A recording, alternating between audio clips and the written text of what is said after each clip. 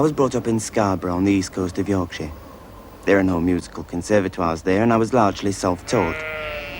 My love of the moors helped me in this. Up there, I could test my ear on the natural sounds around me and jot down the notes in a little book.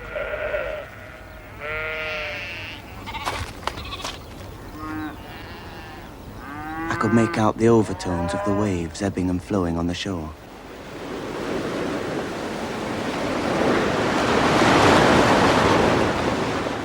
I was fascinated by the sounds of the seagulls, the rising thirds of their calls differing as they glided past.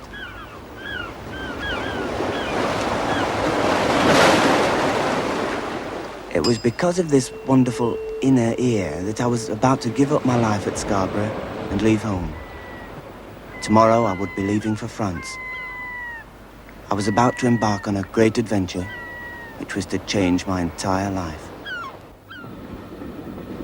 This was the first time I'd been out of England.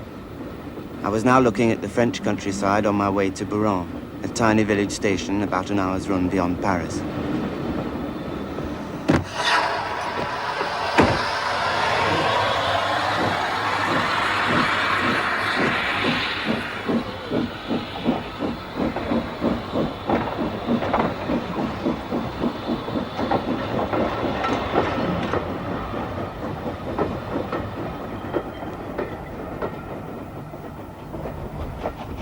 Mrs. Delius, I presume? Mr. Fenby, this is a pleasure. I am delighted that you have come out here to help my husband. We both appreciate your kindness very much. If only you can work together in some way, it will be so good for him. Better than all the medicines in the world. It is the dream of my life that he will be able to compose again. André, le bagage de monsieur.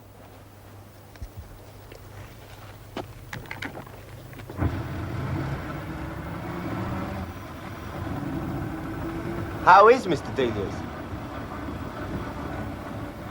Delius is fairly well. He is still resting. He will be brought down for the evening meal. You will meet him then. You do play the piano? Oh, yes.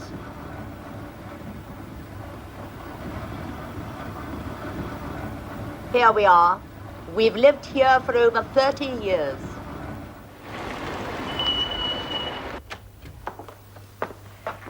This is the music room, where Delius has written all his finest music.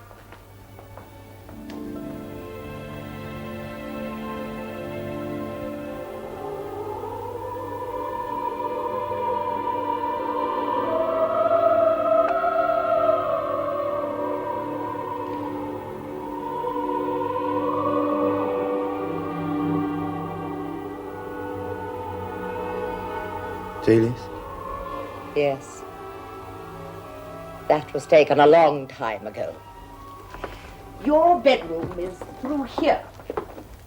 I hope that you will be comfortable. I will tell Delius that you have arrived, and I'll call you when he is ready.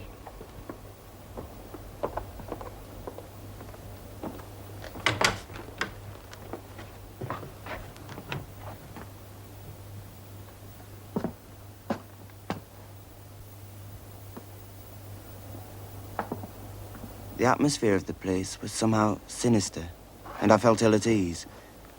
What was I doing here? Why had I come? I was playing chess one night with my father when Mother turned on the wireless for the news. There was music. But what music? I listened spellbound, and later heard the announcer say it was by Frederick Delius.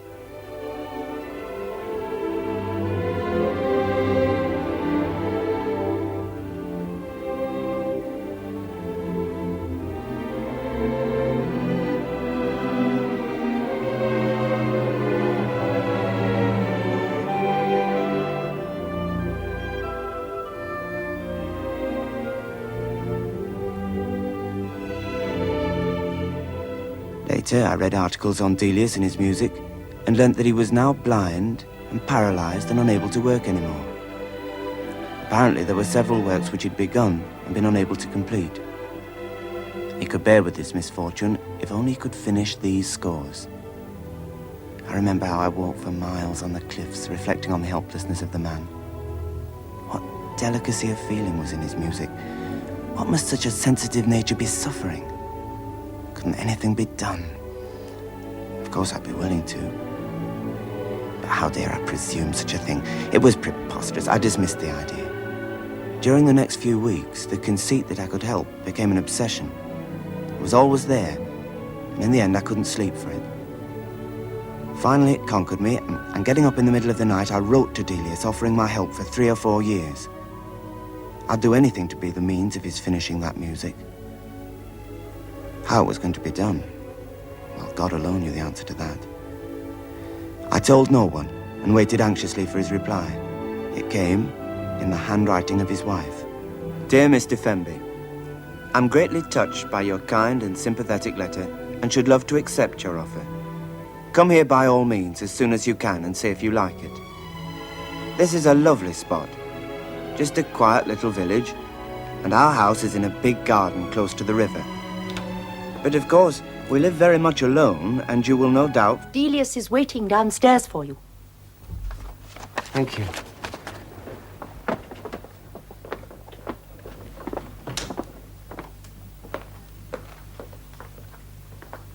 Here is Mr. Fenby. Come in, Fenby.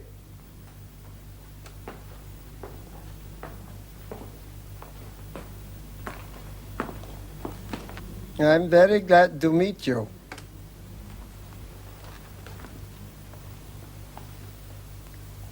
Well, sir, this is a great honor. I'm very proud and privileged to come here, and it's very good of you to receive me so kindly. Did you have a pleasant journey?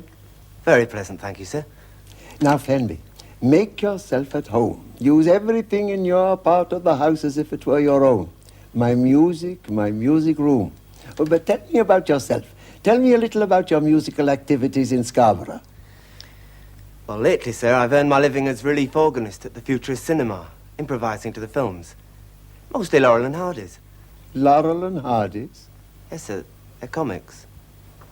Mein Herr, Pauline ist hier. Noch einmal, bitte. Enough. I knew Scarborough when I was a boy. We used to live at Bradford. Do you know it? A filthy place, full of factories. My father owned one. Wool. I got away from it as often as I possibly could. In the holidays, we used to take a house on the coast at Filey. I nearly got drowned on the brig once. But I used to go over to Scarborough for the cricket festivals and sit on the popular bank with a bottle of ginger pop and my sandwiches watching the play. Do they still have that German band on the Spa? I know they've got a fine symphony orchestra. We actually have English music there now. English music? Did you say English music? What's that? I've never heard of any. Geben Sie mir mein Bier. I hope you like spinach. We grow all our own vegetables here, but I look after the flowers. They are my great joy. Lesen Sie. Edgar Wallace? Ja. Schnell. In Australien nannte man ihn nur den nervösen Drake. Er gab sich immer besonders feige und schüchtern. In Scotland Yard traf er erst vor kurzem eine genaue Beschreibung ein. Und wir begannen, Sussex nach einem Mann abzusuchen, der... Bruder, carry me away.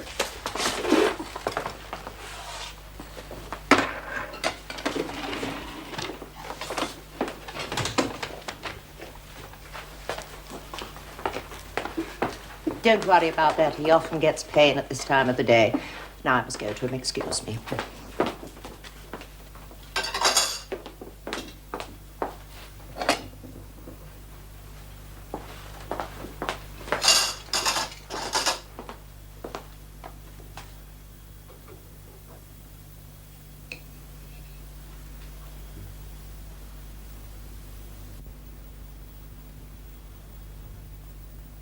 My mind was now full of anxieties. Would I settle? Had I it in me to accustom myself to the conditions of this strange household? The complete isolation of the place, and seeing no one of my own age for months at a time.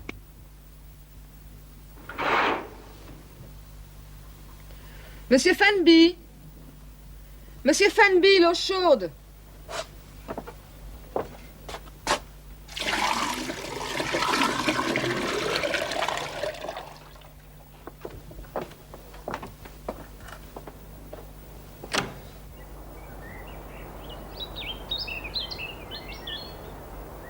Good morning. How is Delius today? He had a rather uneasy night. I had to call the man at 3 to lift him into a different position. He's with him now, reading aloud. We take it in turns. I always come into the garden at 8:30. After I have written the letters, I will always call you, and I will be able to tell you what is going to happen during the day. I always like to go and see my little birch tree. I planted it from a seed. I always think that trees grow best if you go and talk to them and look at them. Oh, yes, Delius will be brought down at 10:30.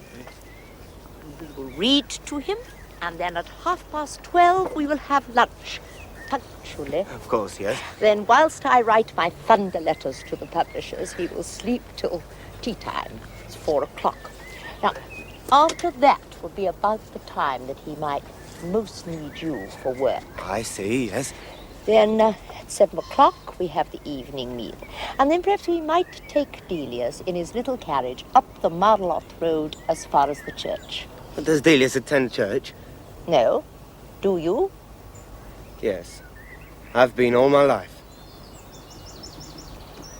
I think it would be wisest to keep that from Delius. That's for you. It's 1 for me, 2 for the man, 3 for you. Oh.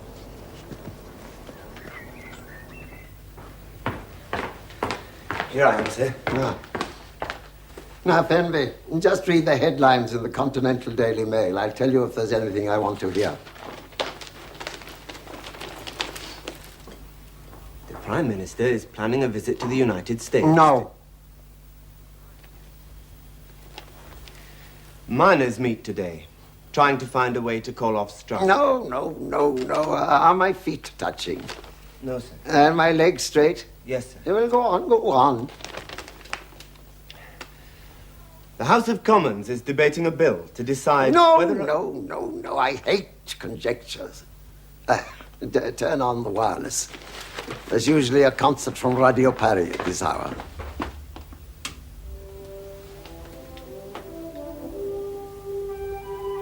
Beethoven's Fifth.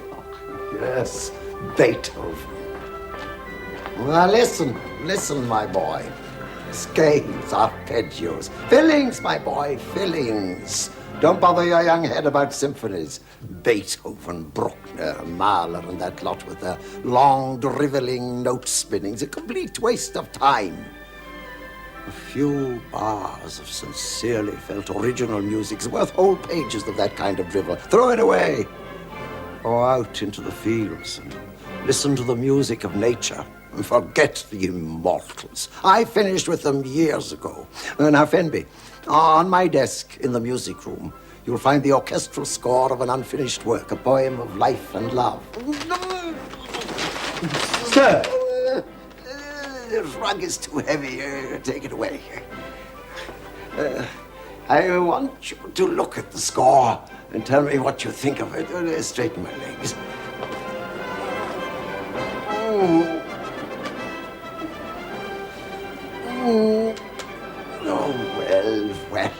well, get the brooder.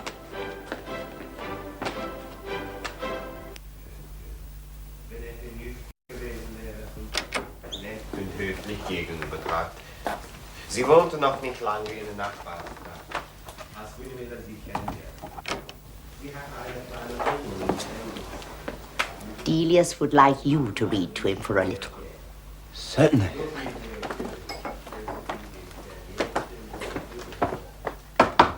Don't knock, boy. Come in, come in.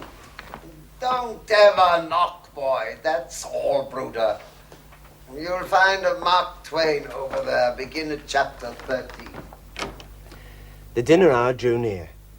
Yet strangely enough, the thought brought but slight discomfort to Tom, and hardly any terror, for the morning's experiences had wonderfully built up his confidence. There's a crease in my pillow. It's hurting my back. Ah! Ah! Thank you, Mr. Fenby. I'll manage. All right, Ducky. All right, Ducky. There we are. That's it. That's it. That's it.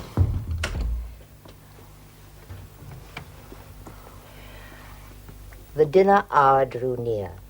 Yet, strangely enough, the thought brought but slight discomfort and hardly any... After 1 in the afternoon, Tom resignedly underwent the ordeal of being dressed for dinner. He found himself as finely clothed as before, but everything different, everything changed from his ruff to his stockings. Well, that hath had its time. My suffering and my fellow suffering, what matter about them? Do I then strive after happiness? I strive after my work. Well, the lion hath come. My children are nigh. Zarathustra hath grown ripe, mine hour hath come. This is my morning, my day beginneth. Arise now, arise, thou great noontide. Thus spake Zarathustra, and left his cave, glowing and strong like a morning sun coming out of gloomy mountains. Salisbury lachte. Ich finde Sie wunderbar, sagte er. Aber warum ist er in mein Zimmer eingestiegen? Weeks went by in a changeless routine. Delius was too ill to think about music. The reading continued day and night all round the clock. There was a little church down the road, and I did manage to step in there from time to time. It was a relief to hear a bit of music again. Apart from this, my only recreation was walks in the garden with Jelka. Nobody called on us, and we called on no one. Not even our neighbors.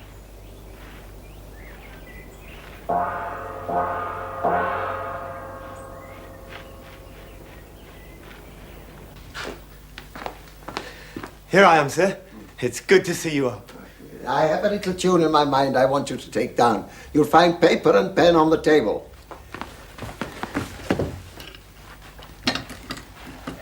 Ready, Delius? Ta-ta-ta, ta-ta-ta, ta-ta-ta-ta. Hold it. Ta-ta-ta-ta, ta-ta-ta-ta-ta. Hold it. Ta-ta-ta-ta, ta-ta-ta-ta-ta. Hold it. Ta-ta-ta, ta-ta-ta, ta-ta-ta. Have you got that? Now sing it.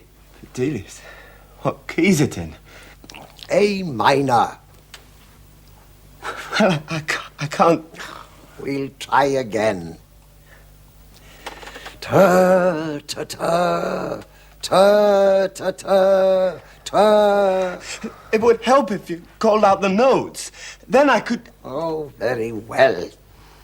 A, B, C, B, C, D, C, D, A, C. Have you got that? I'm afraid not, sir. Well, try again. Ta-ta-ta, ta-ta-ta, ta-ta-ta-ta. Excuse me. Fred! Jelka, that boy is no good. He's too slow. He cannot even take down a simple melody.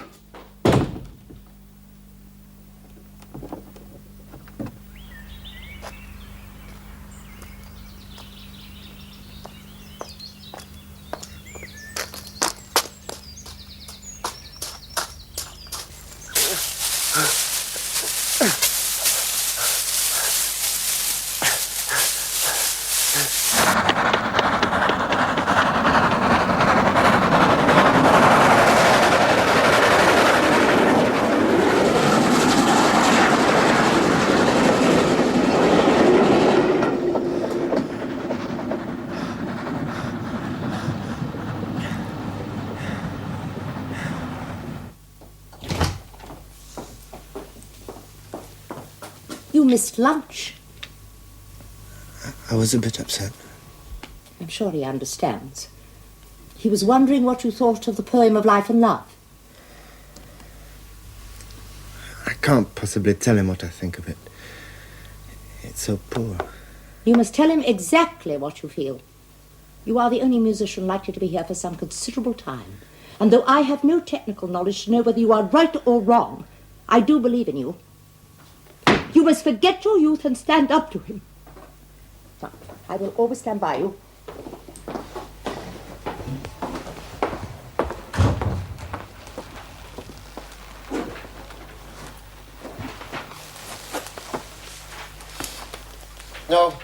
No, Rog. Now, I want you to tell me exactly what you think of it. Now, play. It starts off with clarinets and bassoons.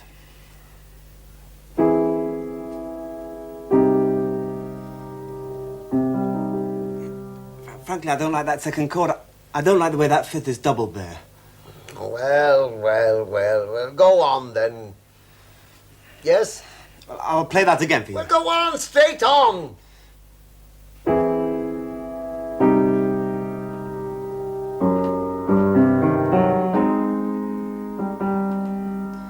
I don't care for the way it's repeated. The music seems to sag there. Sag? I like this bit here, English horn.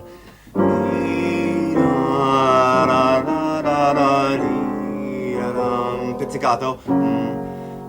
Bassoon. Now the horns. The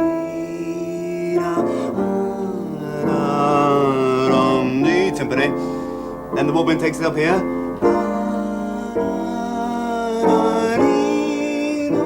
Ah, yes. I remember.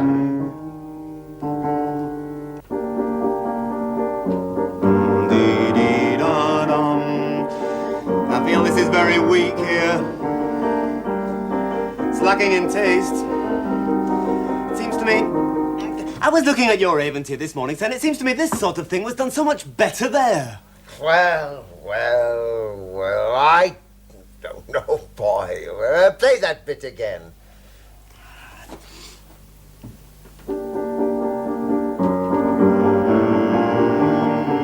It's weak, this. I can't get any enthusiasm from music of this kind. Weak? Weak? What do you mean? That's enough. Thank you. Bruder, carry me away.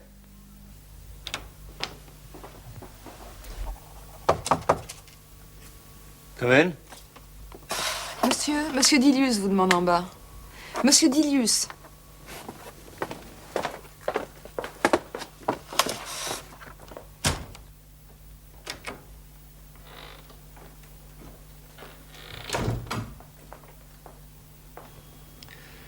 Here I am, sir.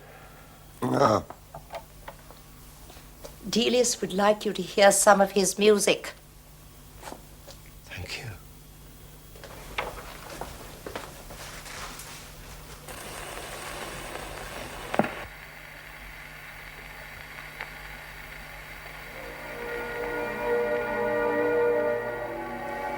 Oh, really, Jelka, after all these years, you don't know the difference between the first side and the second. And I was so anxious to get the needle right. But it's so easily done. Stupid lettering.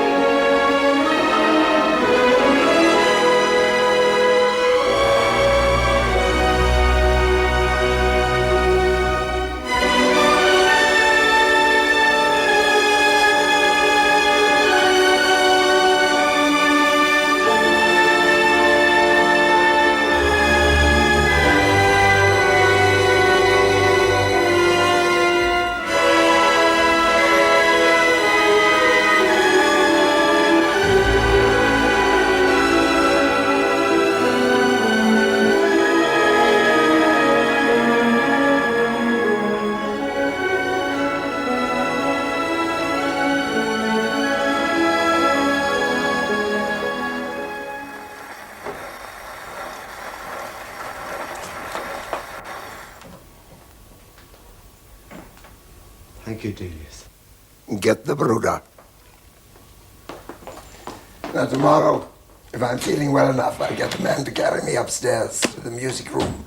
We'll see if something can't be done about that poem. Yes, Delius. And don't let the stove go out. It was chilly in there today.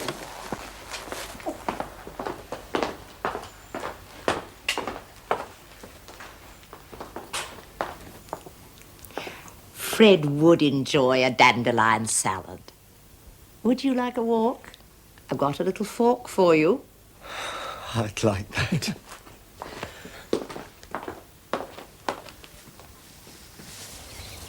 Today we had a letter from Universal Edition. Delius's publishers, they want to do a new edition of Hassan. I've asked them to send the proofs. Perhaps you could correct them. Send them back for us. I'd be delighted. Wasn't Hassan one of the last things Delius wrote before he lost his sight?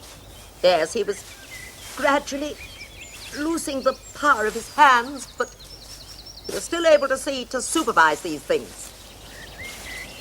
Percy Granger helped him with the orchestration of some of the dance numbers up in our cottage in Norway. That was about the time I was carting him all over Europe, spending a small fortune trying to cure him. There are times when I would love Fred to hear his music again in the concert hall. It's the last time Wiesbaden gone there for a cure. Isn't there anything that can be done? Well, we're trying homeopathic remedies. Because these days Fred doesn't care if his music is played or not. But I've been writing to Beecham, asking him, why can't he record Paris? And when is he going to do the Songs of Sunset again? I went through the Radio Times, and there is not a single piece of Delius this week. I said I've been through the Radio Times. There's not a single piece of Delius this week. Fred and I used to pick primroses here. Now then, Fenby, let's have that little tune that you liked. The bit you picked out before. It's immediately after that, it seems to me, that the real trouble lies. Now begin where it starts on the strings. No, that's right. And the clarinets come in. Now, flute and clarinet in octaves. 2 horns and bass clarinet. Yes, I remember.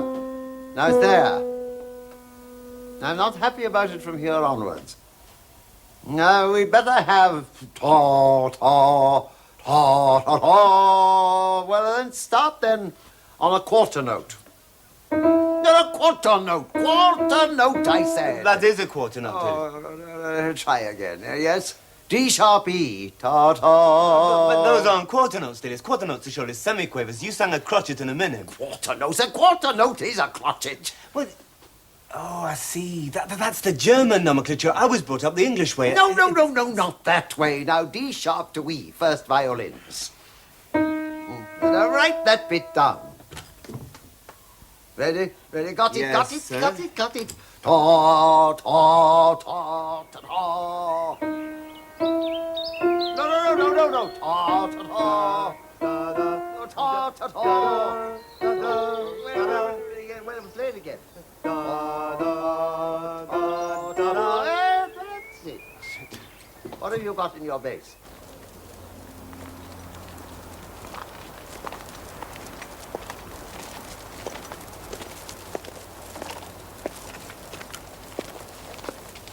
It was along this road, Fenby, that I contemplated all my finest works.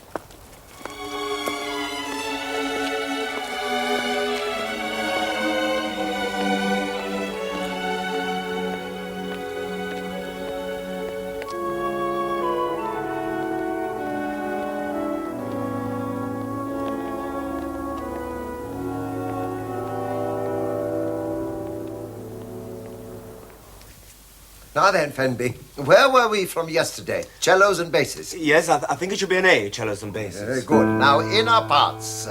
Get your violins a C sharp. Yes, play it. Yes, and yes, violas. What have you got in the violas? Well, I've nothing there. Well, better get a B flat there.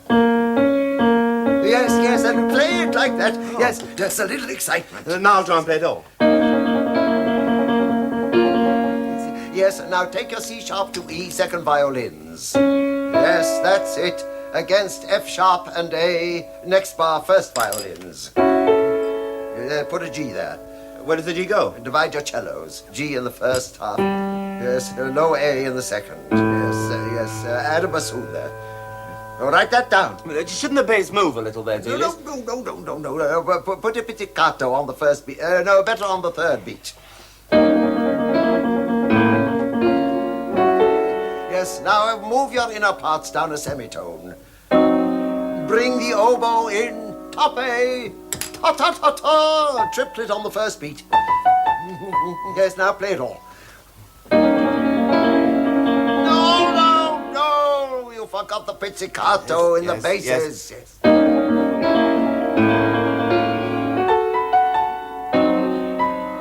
That's it, Eric. Good.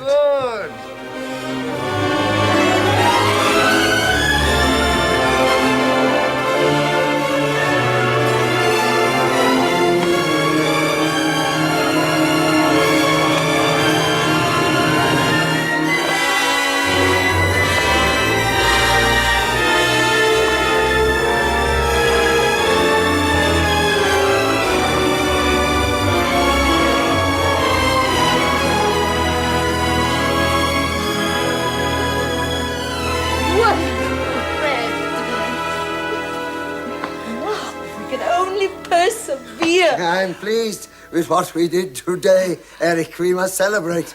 Pauline, champagne. Monsieur.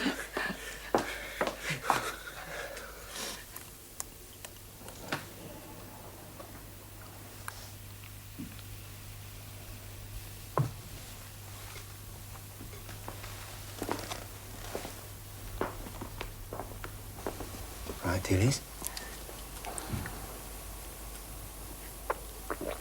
Thank you, Eric. Sit down. What have you got there, Jelka? Brig Fair, Fred. Oh, no, not that one. Not tonight. Play that record of the Revelers. Old Man River.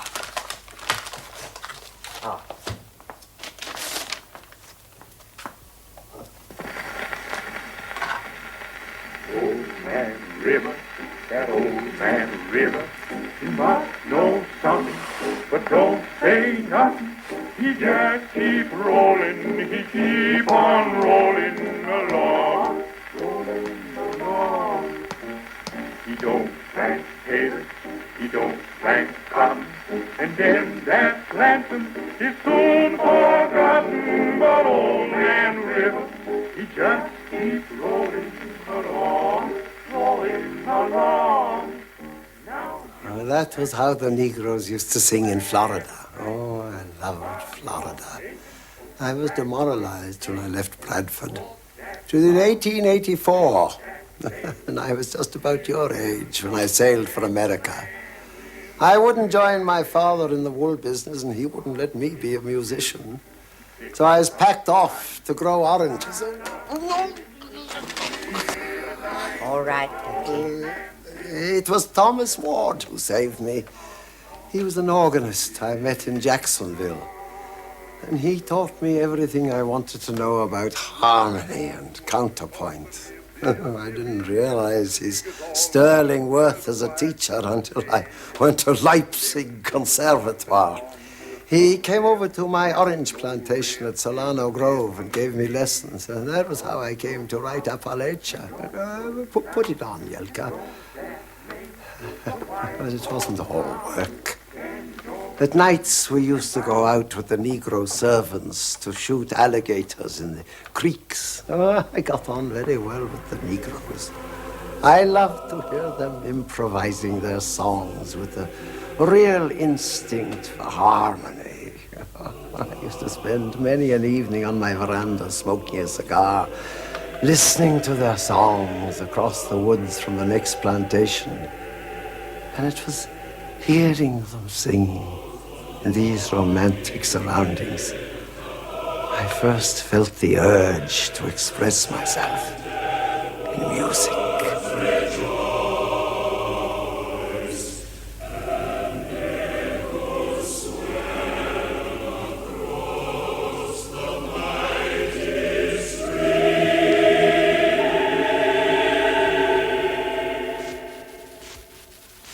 Well, get the brooder.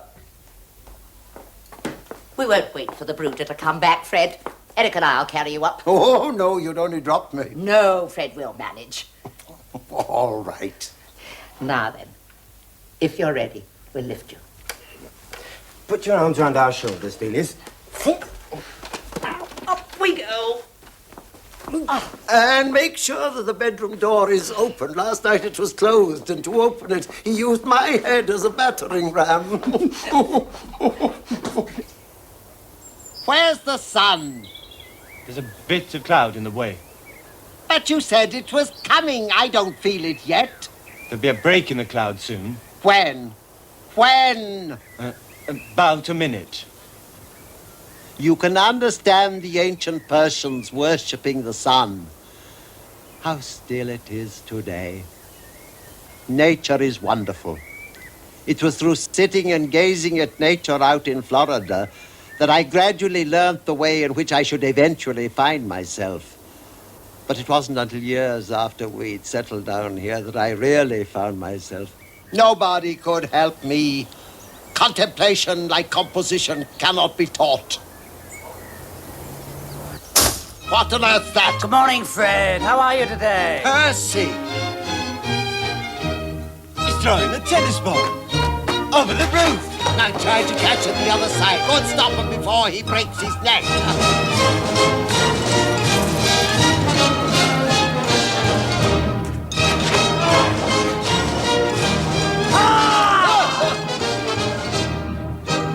Who is it, Delius? That was Percy Granger, Eric. Sometimes he composes.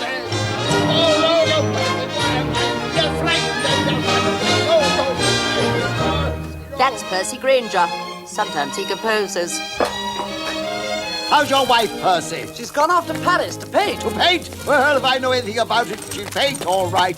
I didn't live in Paris for nothing, and all my friends were painters. Have you brought your arrangement of Song of the High Hills? Yes, I brought it, Fred. Well, you can play it to me tonight, if we ever get back.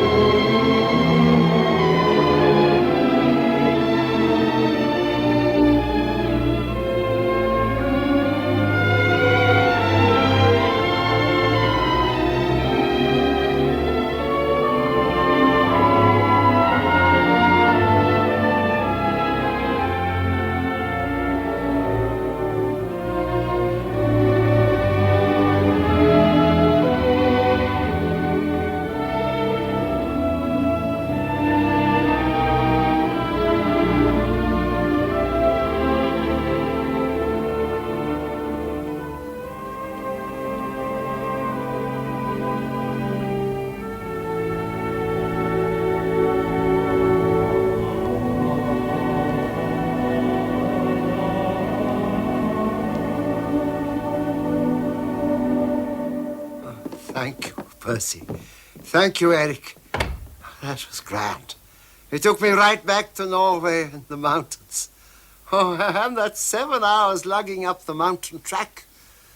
Just before his sight failed, Fred insisted upon being carried up a mountain to see the sunset on the hills in the distance. We knocked up a chair on a couple of poles and carried Fred up between us. I was at one end and we had this great Norwegian ox at the other. Oh, and remember how the big Norse ox sprained his wrist and Jelka had to give him a hand.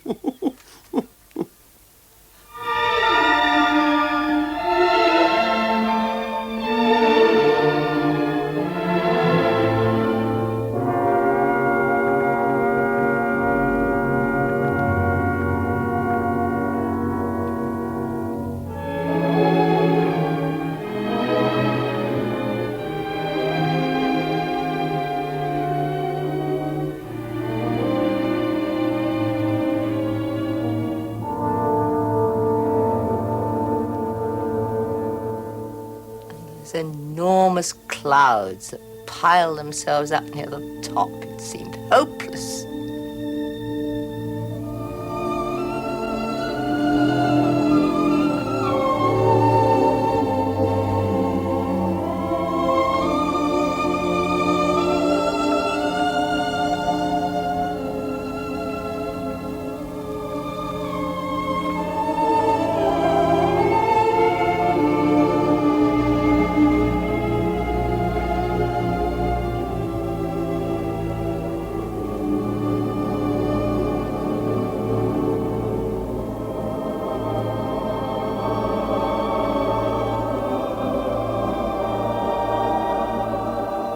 Suddenly, they all drifted away, and there was the most glorious sunset.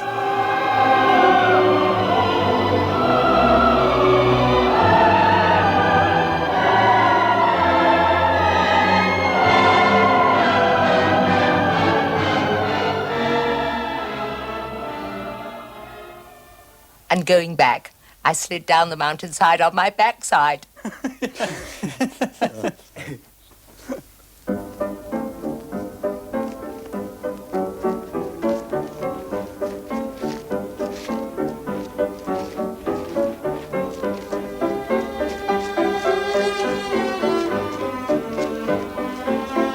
Fenby, we've only just started.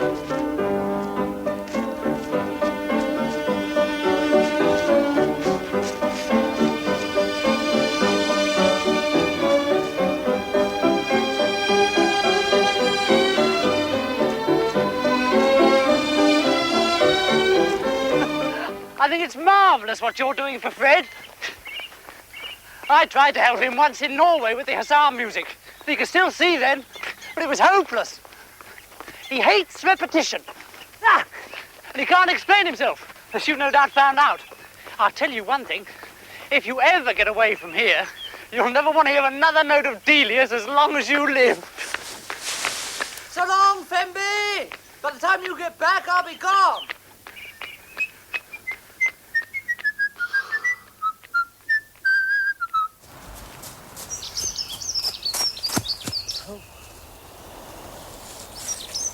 Good morning.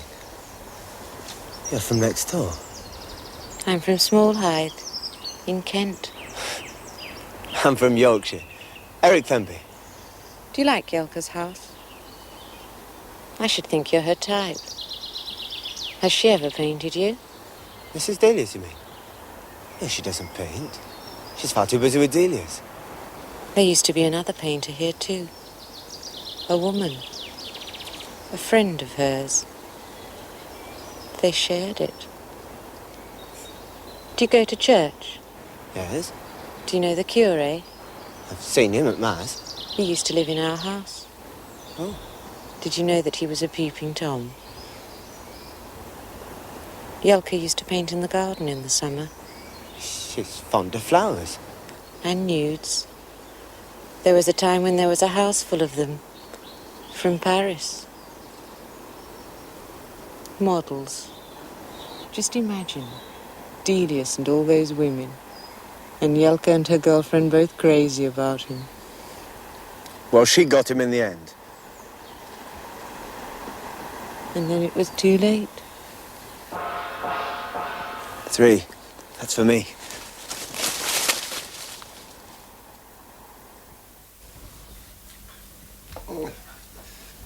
You want to be Delius? Where have you been? I wanted to dictate a progression for orchestra, and now I've forgotten it. I'm sorry, Delius. I was talking to the girl next door. What are your intentions towards this girl?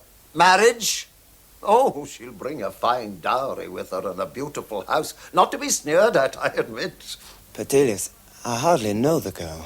Well, you must never marry. An artist should never marry. He should be as free as the winds. Oh, amuse yourself with as many women as you like, but for the sake of your art, never marry one. It's fatal. And listen, if ever you have to marry a girl who's more in love with your art than you.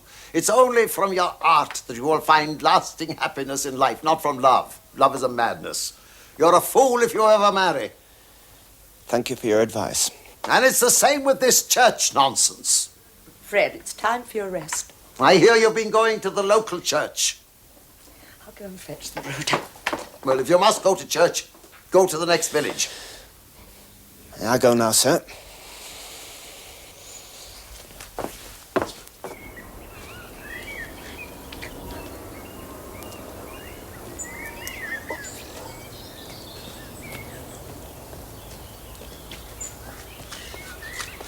Oh, I regret being the cause of that outburst. It was really most embarrassing. Oh, I'm used to that.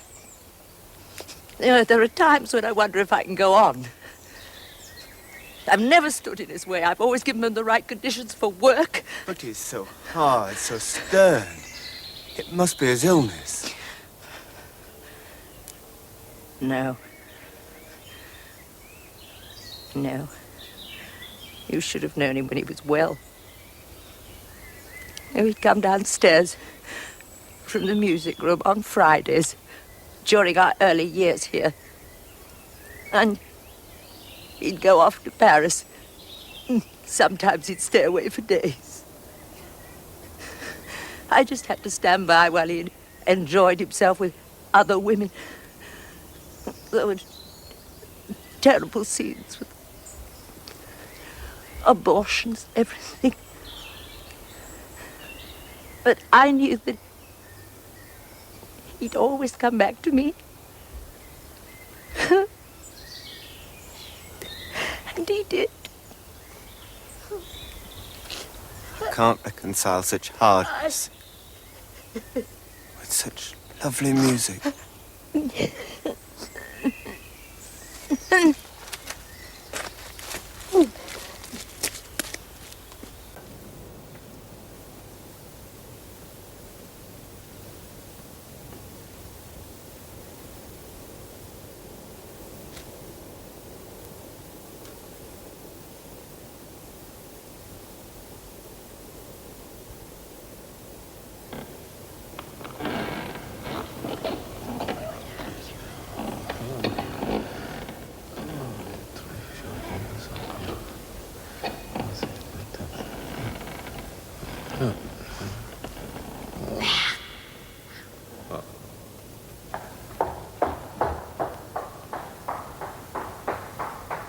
Will you hear my confession, Father?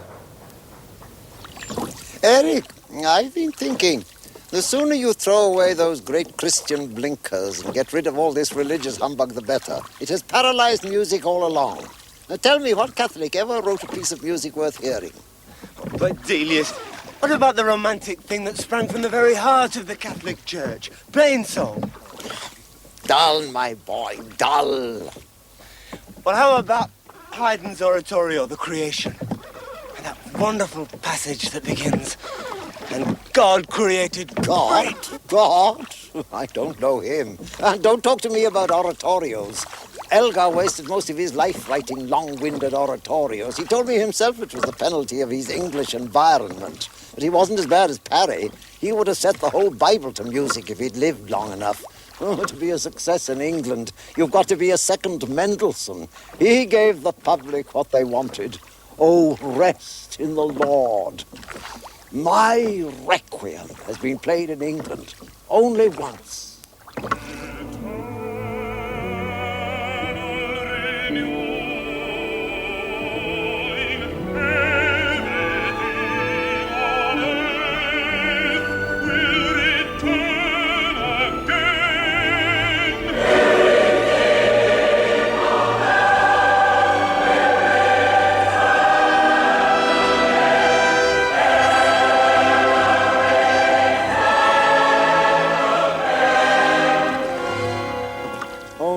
once. And then what a fiasco. The press was outraged. They said it was a pagan cry against Christianity. Christianity, I'm inclined to think the whole thing a myth.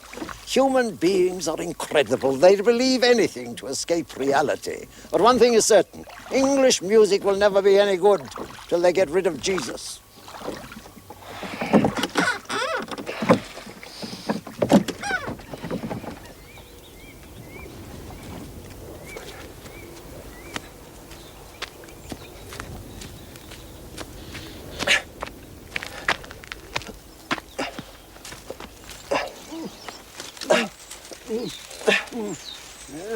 My legs.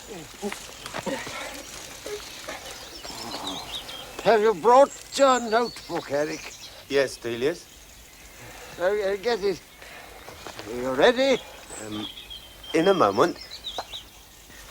Ready then? Come on, Yes, come Delius. on. I want you to write down a new opening to our poem. And I don't like that title.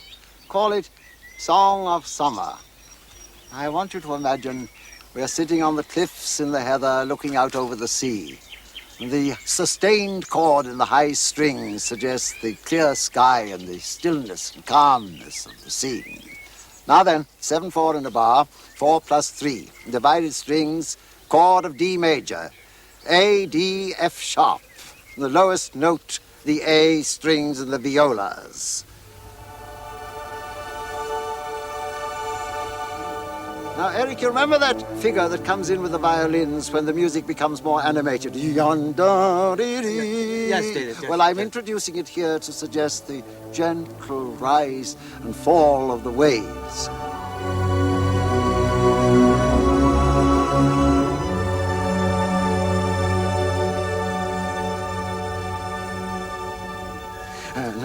Now I want a semi-quaver run up in tones, in the solo flute, from top D to A.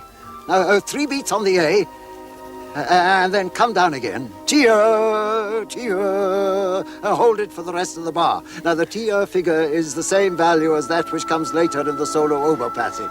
Is the tia in the flute G natural, Delius? Yes. The flute figure suggests a seagull flying by.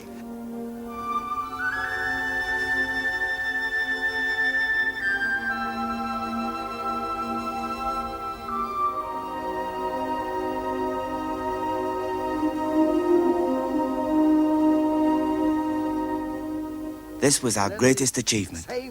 Whenever Delius was well enough, we worked.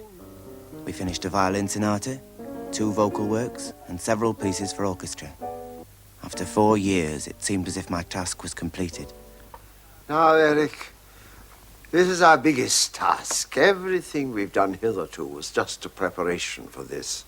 There are just some sketches I made on billheads in Norway years ago. Now, Jelka has written out the words of the 5 movements. You've got the words of the first poem. Yes. Now then, get your score paper. We shall want the biggest kind. Yes, ready?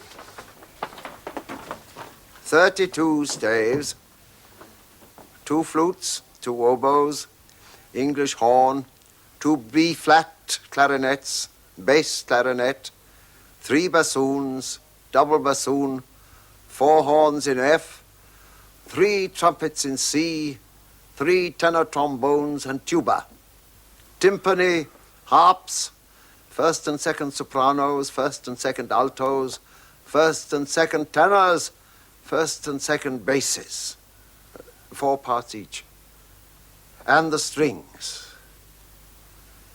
Now, Eric, read the words of the first poem.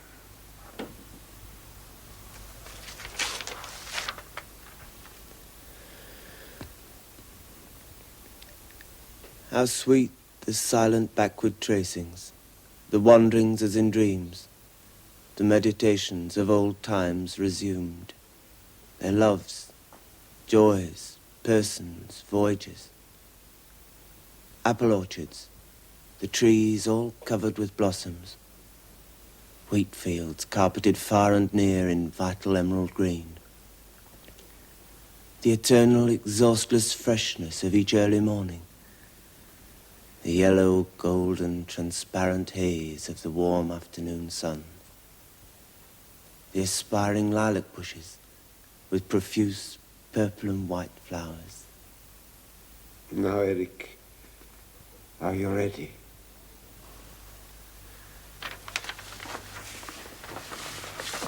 Yes, Delius. 4 in a bar. Cellos, chord of D. No, an octave lower.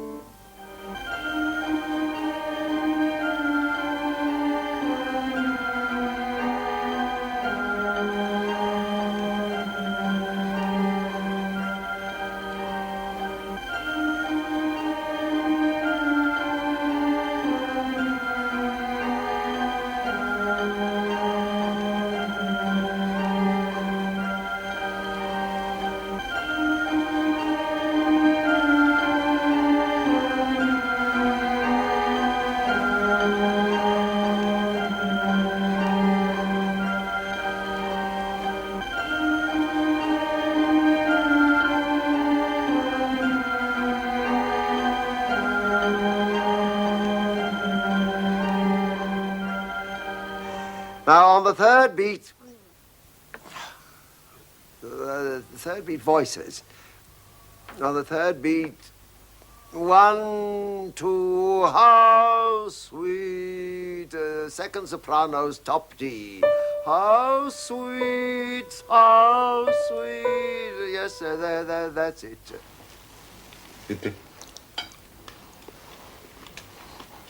Eric, my dear boy, I drink to your health.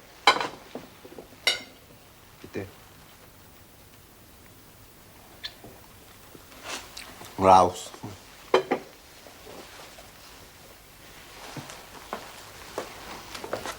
I want to give you a memento that you will always keep in memory of these years here with me.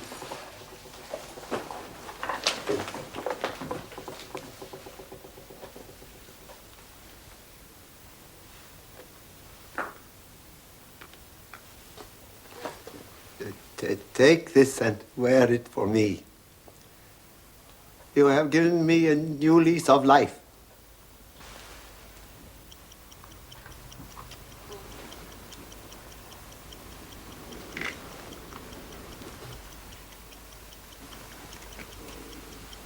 Thank you, sir.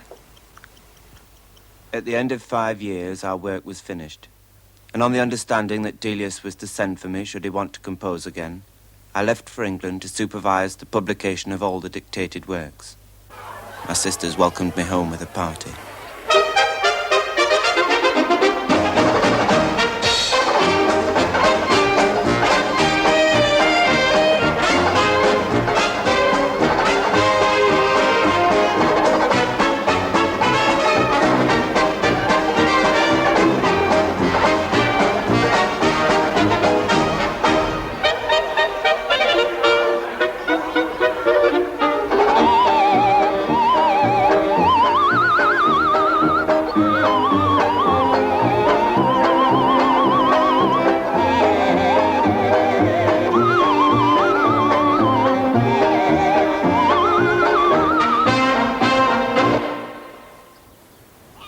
After the party, I suffered a nervous breakdown, and for a time lost the use of both my legs. Whilst I was recovering from this illness, a telegram arrived from France. Please come at once. I'm operated on tomorrow. Clinic St. Joseph, Fontainebleau, Jelka.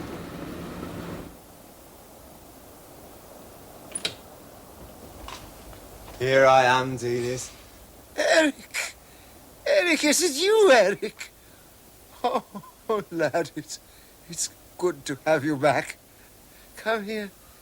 Come here. Where are you? Oh, what a catastrophe this is. Jelka so ill, and here I am left alone. My man is so rough and uncouth. I want you to sleep there in Jelka's bed beside me. No, it'll be all right, Delius. Us Yorkshire tykes'll pull through. I saw Jelka at Fontainebleau. She's all right. She'll be home in a few days. What would we have done if she had died? twist my pajama sleeve round. There's a crinkle under my arm.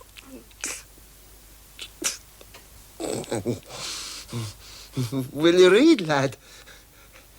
Let's read Huckleberry Finn again.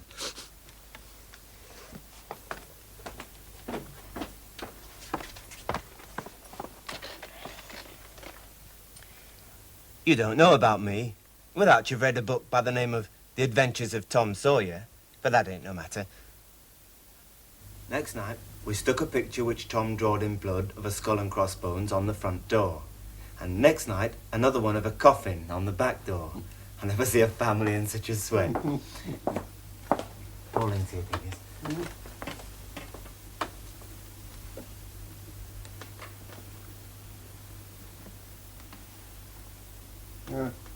Merci.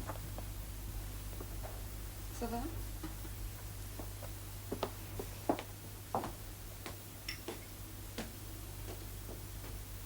Right, Delius. Is it too hot? I read to Delius all day long and most of the night. His attacks occurred with increasing regularity, and none of his usual medicines and tablets seemed able to relieve his suffering. He slept hardly at all, and ate next to nothing. The doctor became a regular visitor, but his calls did little good. He always went through the usual routine. Then he started giving Delius morphine injections. Although these relieved his pain for a while, he continued to grow weaker.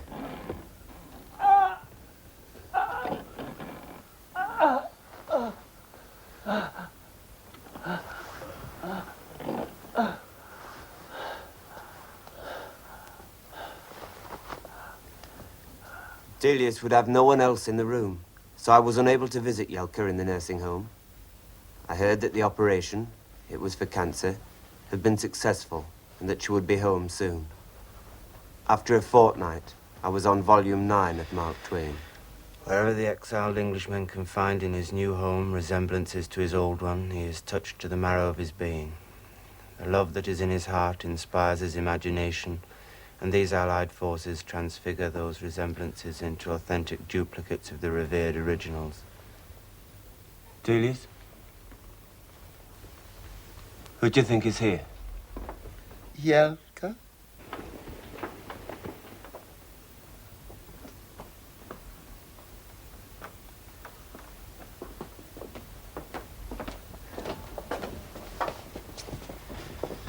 Pauline, you better send for the doctor. The doctor.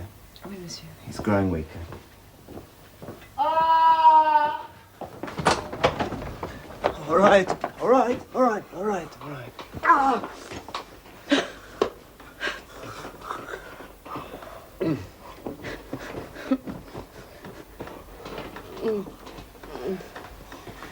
right, I've sent for the doctor. There's nothing else we can do for him.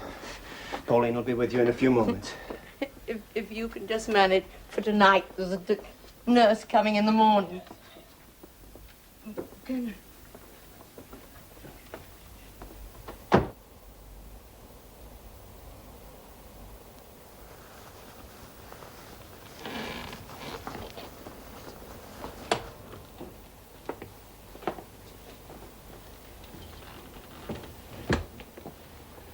Monsieur Fenby, since you appear to be the only responsible person in the house, I must warn you that Monsieur Delius cannot be expected to live for more than a few days. You understand?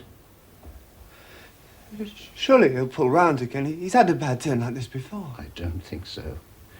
Anyway, when he becomes too restless, you will send for me. I'll give another injection of morphine. There's nothing more I can do. You understand? Delius is full of life. I know there's hope for him. Monsieur Fenby, there has been no hope for 30 years. Your friend is dying of syphilis.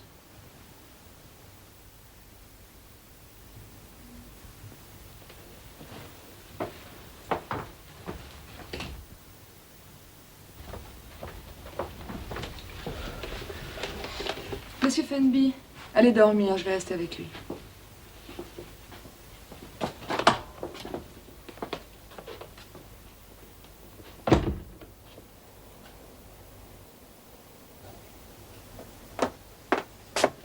Monsieur Fenby, Monsieur Fenby, réveillez-vous, réveillez-vous. Il va très très mal.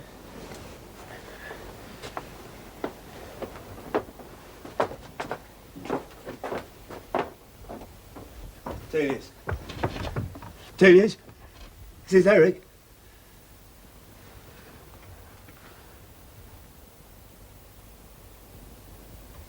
Still flickering.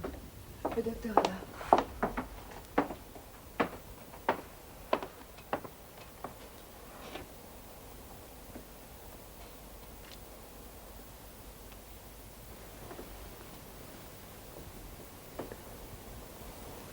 His hand's going cold. Il est mort. Oui, il est mort.